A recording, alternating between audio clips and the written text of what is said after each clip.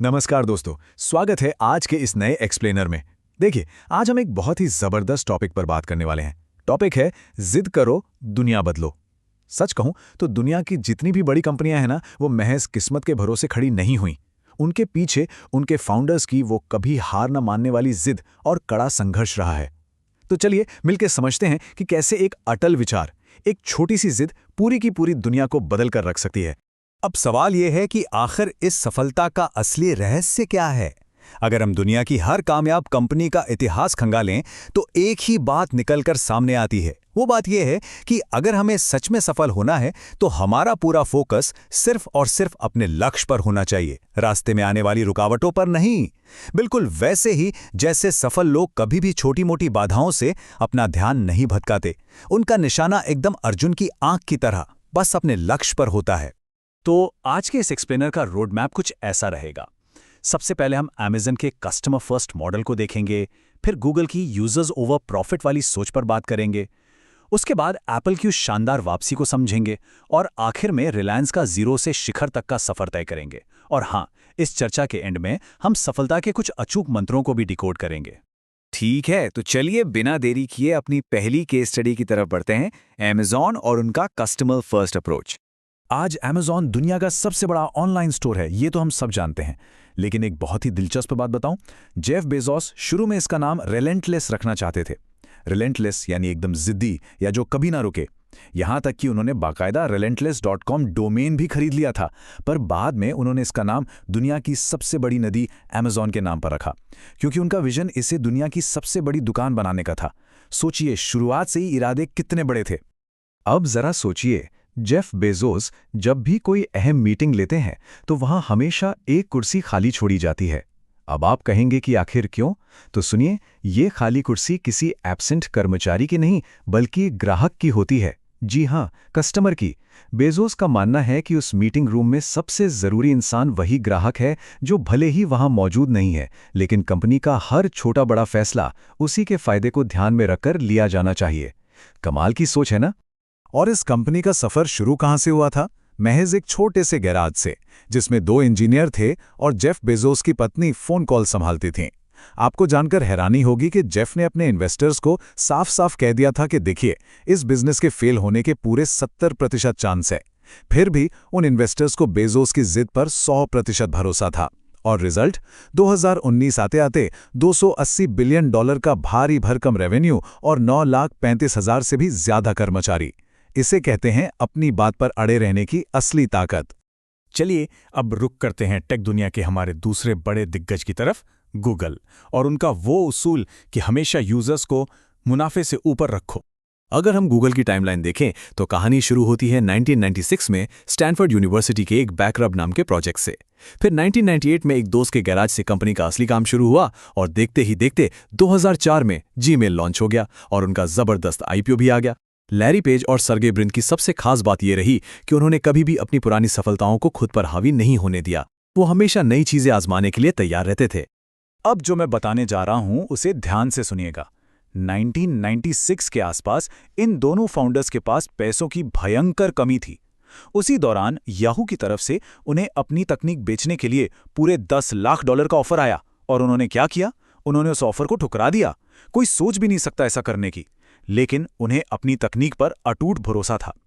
उस समय बाकी कंपनियां बस यूजर्स को विज्ञापनों के लिए अपनी वेबसाइट पर फंसाकर रखना चाहती थीं, पर गूगल का लक्ष्य एकदम साफ था, यूजर को सही और सटीक जानकारी देना, ना कि कोई शॉर्टकट मारकर तुरंत मुनाफा कमाना।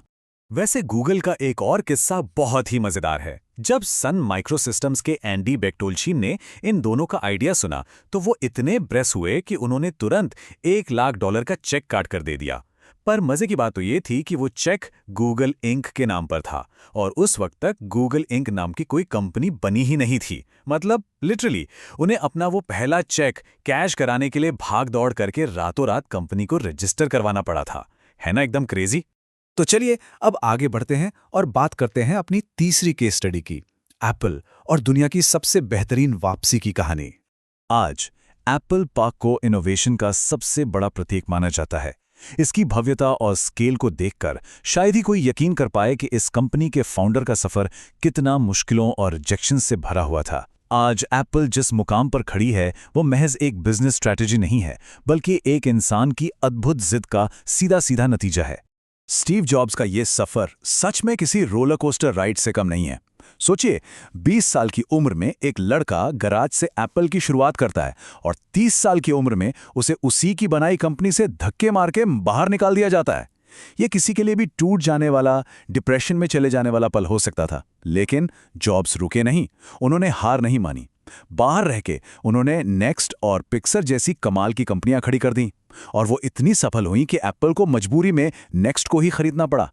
इसी के साथ जॉब्स की अपनी ही कंपनी में एक असली हीरो की तरह वापसी हुई। ये कहानी साबित करती है कि जो असली विजनरी होते हैं ना, वो असफलता को भी सफलता की सीढ़ी बना ही लेते हैं। आइए अब अपने इस एक्सप्लेनर को भारत की तरफ मोड़ते हैं। बात करते हैं रिलायंस की, एक ऐसा नाम जिसने भारत के कॉर्पोरेट इतिहास की पूरी तस्वीर ही बदल कर रख दी। धीरूभाई अंबानी ये सिर्फ एक नाम नहीं है, बल्कि विकास और असीम साहस की एक पूरी लेगेसी है। अदन शहर में एक पेट्रोल पंप पर काम करने से लेकर वापस भारत आकर एक इतना बड़ा साम्राज्य खड़ा करने तक उनका विजन सच में बहुत आगे का था। उनका एक बहुत ही मशहूर और कड़वा सच था कि अगर हम अपने सपने खुद पूरे नहीं करेंगे तो कोई और इंसान हमें अपने सपने पूरे करने के लिए काम पर रख लेगा।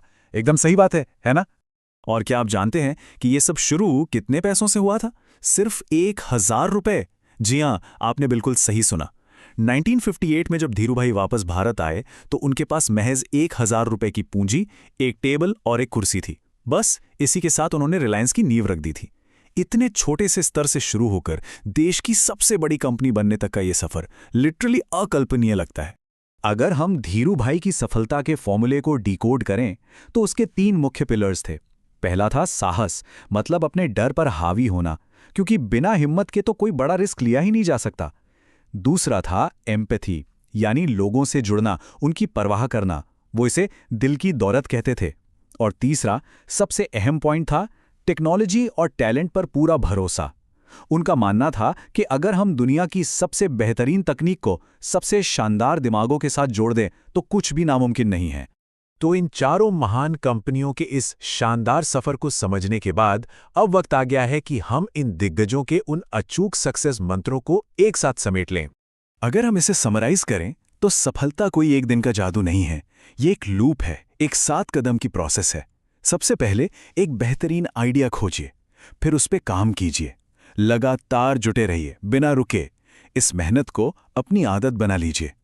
फिर उस काम में अपनी कमियां ढूंढिए और अगर जरूरत पड़े तो सब कुछ दोबारा से शुरू कीजिए। और सबसे बड़ी बात, मैं की जगह हम का इस्तेमाल करना सीखिए, क्योंकि कोई भी बड़ी सफलता अकेले नहीं मिलती। वो एक टीम के साथ मिलकर लगातार काम करने की एक जिद्दी प्रोसेस है। तो एक्सप्लेनर के आखिर में मैं आपके लिए एक सवाल छोड़कर जा रहा हूं। जरा गहराई से सोचिएगा, आज हम और आप मिलकर ऐसे किस जिद्दी आइडिया के पीछे पड़ने वाले हैं जो हमारी दुनिया को बदल कर रख दे? क्योंकि इतिहास गवाह है दोस्तों, दुनिया उसी ने बदली है जिसने हार मानने से साफ इनकार कर दिया। तो बस अपने लक्ष्यों को तय कीजिए और पूरे जज्बे के साथ आगे बढ़िए। आज की इस चर्चा में हमारे साथ जुड़े रहने के लिए आपका बहुत बहुत धन्यवाद।